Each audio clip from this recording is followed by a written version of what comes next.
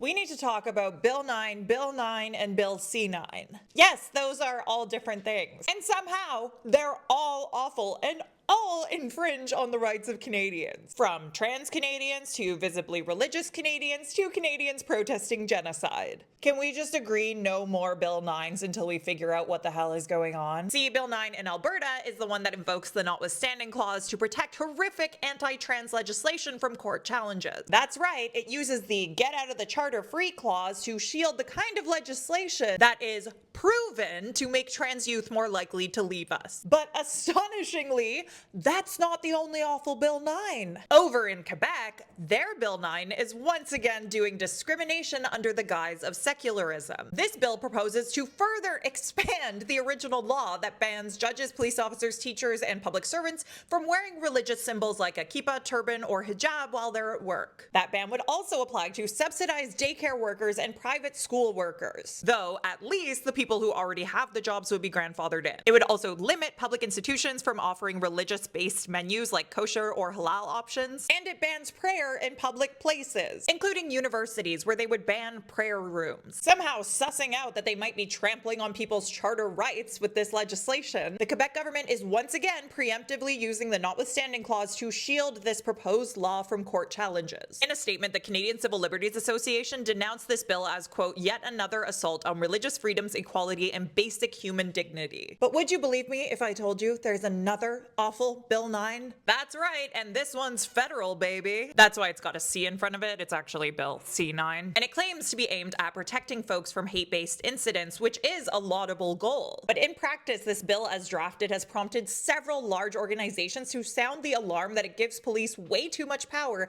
and could criminalize protest in Canada. That's because it creates new crimes of obstruction and intimidation that are supposed to protect places of worship and institutions used by an identifiable group. But in reality, as Independent Jewish Voices warned, it would, quote, criminalize protests against activities happening within certain buildings regardless of the nature of the activity itself. This means if hateful views or events are being hosted in synagogues, churches, or mosques, people cannot protest them without risk of a prison sentence. This protection is also offered to a list of other buildings such as sports and cultural spaces if they are primarily used by an identifiable group. This bill really sounds like it could be used to further crack down on protesters who are opposing the genocide in Gaza. Anyway, the International Civil Liberties Monitoring Group held a press conference warning about the impact of this bill on Parliament Hill today, alongside the Public Service Alliance of Canada, the Canadian Muslim Public Affairs Council, and Independent Jewish Voices. So yeah, no more Bill Nyes, and I'm watching you, Bill Nye. Because what the hell is going on? What do you think of all this?